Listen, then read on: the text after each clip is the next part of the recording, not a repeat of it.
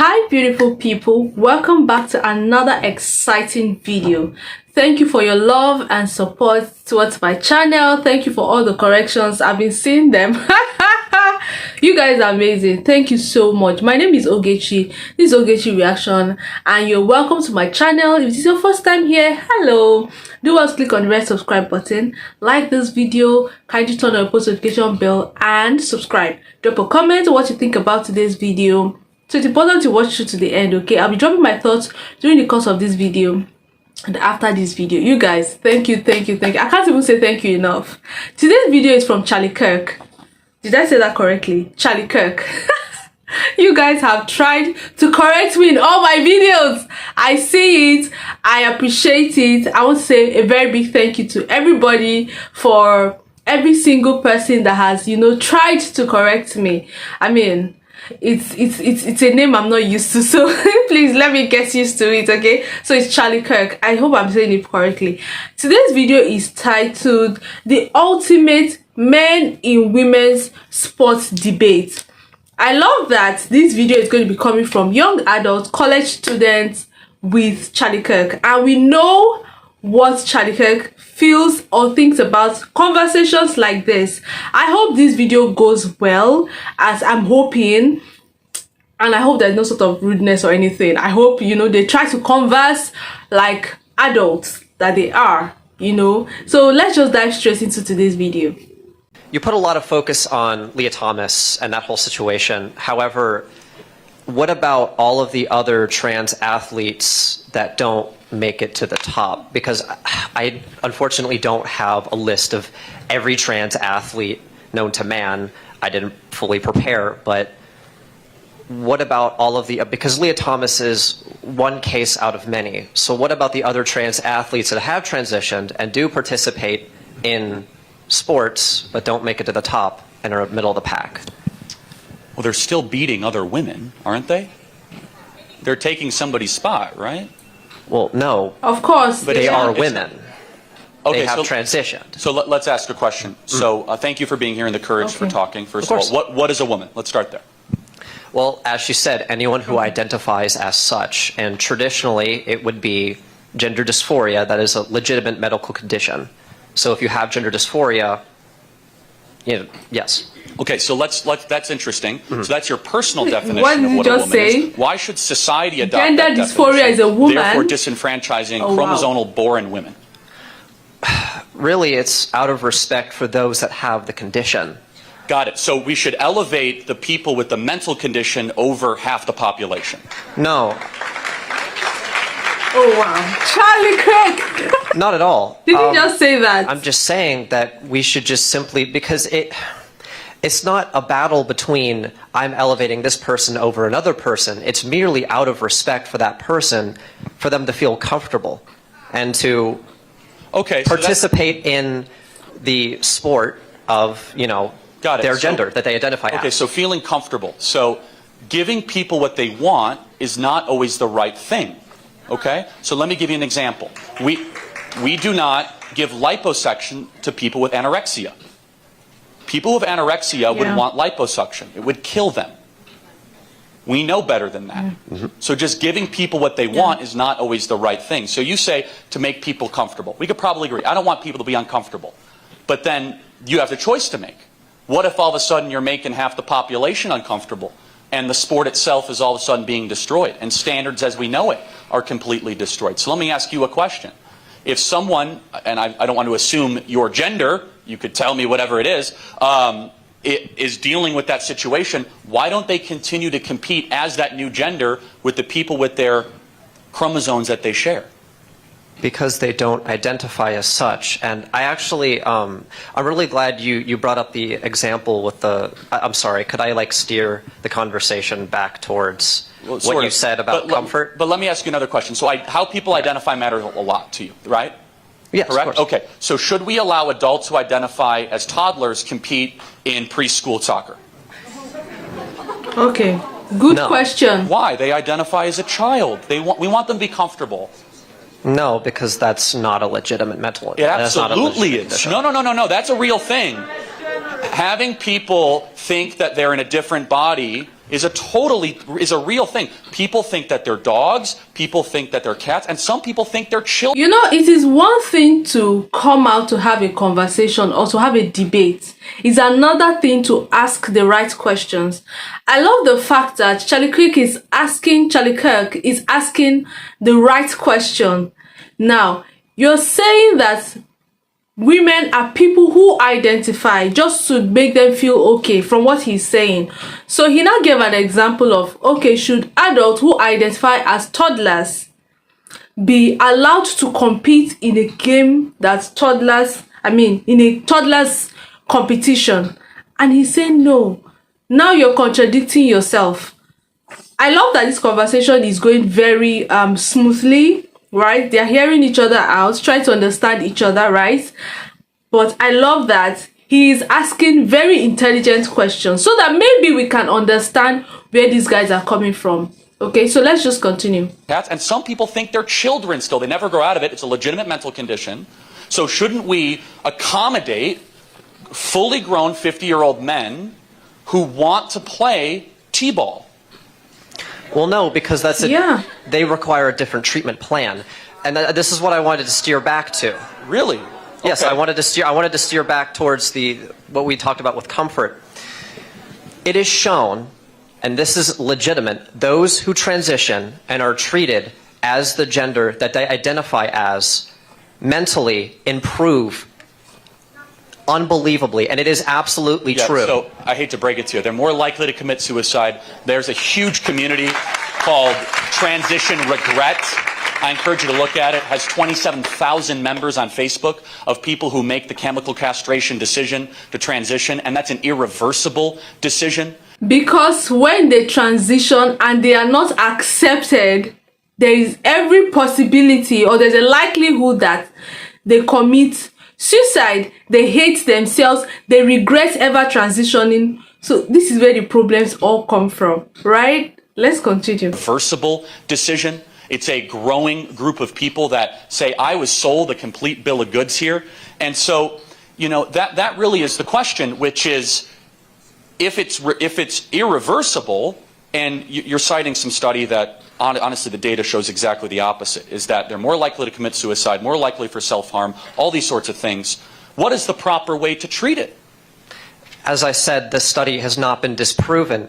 The reason that the suicide rate is so high is because they are bullied for who they are. See, I have seen it this is nonsense. in school, and this is a truth. And you know why I know it's nonsense? Because every single person in this room disagrees with you fundamentally and is treating you incredibly respectfully tonight. That is a pile of garbage. I know it's a pile of garbage.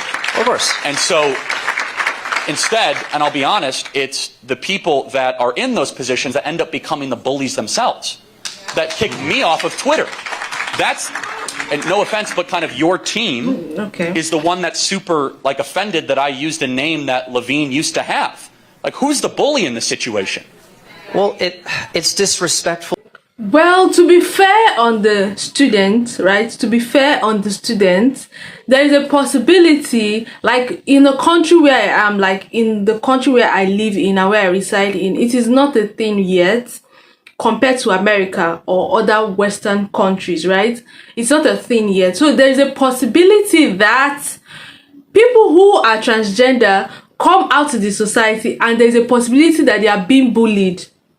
Let's be honest. Let's be honest. Now, Twitter warriors are different from real life warriors. Twitter warriors, anybody can be a Twitter. I mean, you are just in the comfort of your home with how many gigabytes of data trying to fight people. You know, Twitter warriors are just way different from real warriors. That when these people come out in society, there is every possibility that they are being bullied, to be very honest. And that could, lead to probably the high suicidal rate or regret and all of those things. I mean, who are you to blame for that? Are you going to blame the society for seeing you different or seeing you as funny or seeing you as, or ridicule you? I mean, are you going to blame people for looking at you in that manner? I don't think so. But to be fair on his side, I don't think they are the bullies. I mean, let's forget Twitter warriors. People on Twitter are not real. Like, if you actually are real, come out physically and actually debate or compete or exchange words with people in real life, then you will see you will now face the consequence. But I mean, Twitter warriors, I don't think I take them seriously. I don't take them seriously compared to when they are actually out in person trying to compete, debate, or exchange words. We know that okay, let's take these people seriously. But let's continue. Disrespectful to do that because she identifies as a woman, and it is just disrespect. That is why I can't speak for everyone else. I can only speak for myself at the end of the day. It's not disrespectful, it's just to say it. It's just disrespectful, and it is not right to call Leah Thomas her dead name out of respect for her. Levine or whatever, but let me zero in on this, right? So it's a birth name, whatever, you could call it a dead name, it's fine. But if I were to do a biography on Thomas. Now he's saying that it is disrespectful to Leah Thomas. I would say it is disrespectful to other women. To be very honest, a man identifying as a woman is a disrespect to biological females. To be honest, it is a disrespect to real women. I'm sorry, but yeah, I don't think it's a disrespect to Leah Thomas, because Leah Thomas is a man that identifies as a woman, okay? So he's a trans woman. Doesn't make her or him a real woman. I don't think it's a disrespect to her. I think it's a disrespect to other women. I remember when Relay Games came out to talk about Leah Thomas's locker experience, how fellow swimmers, female swimmers, felt when he came into the locker room to change. It was so embarrassing. Imagine Leah Thomas with his height, with his muscular body, coming into a female changing room. How are you supposed to feel as a woman? And you are saying it's disrespectful to her. How? Make it make sense. Let's continue. And I would include that name. How is that disrespectful? Isn't that, like, let's take your argument at face value. Wouldn't that be a journey of transition, a courageous movement towards who you really are? Like an uplifting kind of sort of story and saga from the man I used to be and the woman I am now? How's that disrespectful? Oh, well, in that context, then probably. So dead naming's now okay. I mean, maybe my tweet was all about the courageous journey of Ricardo Levine that once was named Richard and now his name is Rachel. Do you see what's getting here is that you're putting a lot of preference on context and on how I identify and all of this. And your opinions, you can have your opinions. But what we're talking about tonight is how we structure society. Right? And that is a totally different thing than your opinion. So when we start to structure society on a vast minority opinion, and we start to use power and force around that vast minority of an opinion, all of a sudden, the only way you can win that argument is the person who wins the oppression Olympics. Is the person who says, I'm the most victimized, therefore I get to create the rules because I'm not comfortable. And here's something that you might not want to hear, is that if you have liberty, by definition, you're not going to be comfortable. You cannot have liberty and comfort. You can't have them together. Instead, you know what? And I think deep down you have this in you. You can get stronger. And I want you to get stronger. Instead of you trying to remove everything that offends you in the world, I want you to dig deeper and be tougher than the people around you. That's what we believe. Final thought.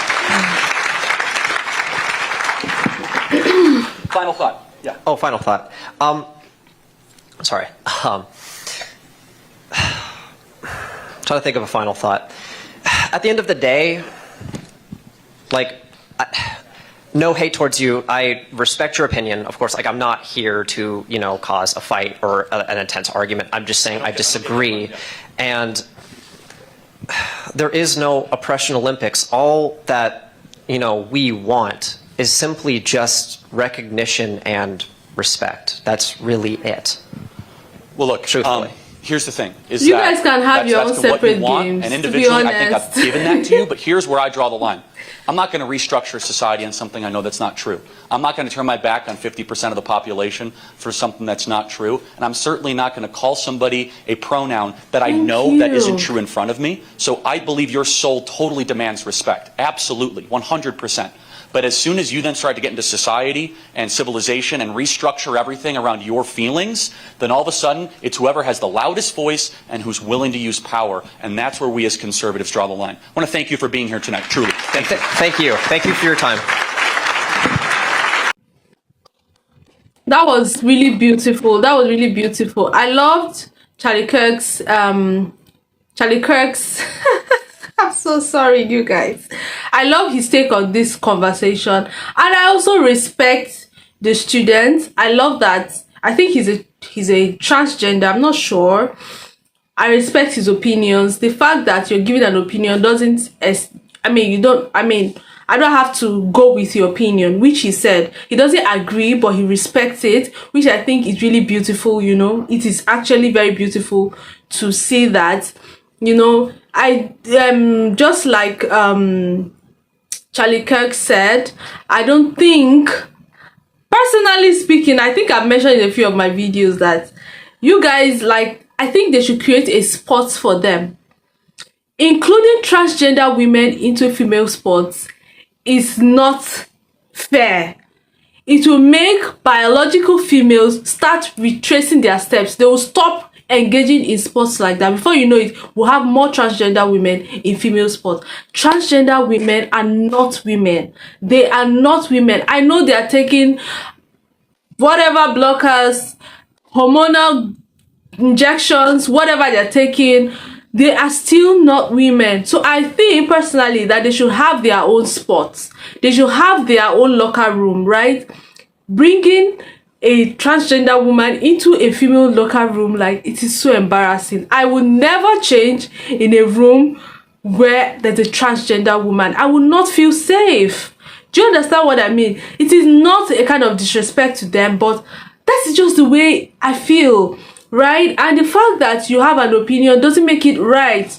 Okay, I would love you guys to drop your opinions and thoughts concerning this conversation. It's becoming a thing, right? And yeah, before we know it, it could get out of hand. So please, let's make our contributions, our conversations, our comments. I know that I have a lot of transgender people watching me.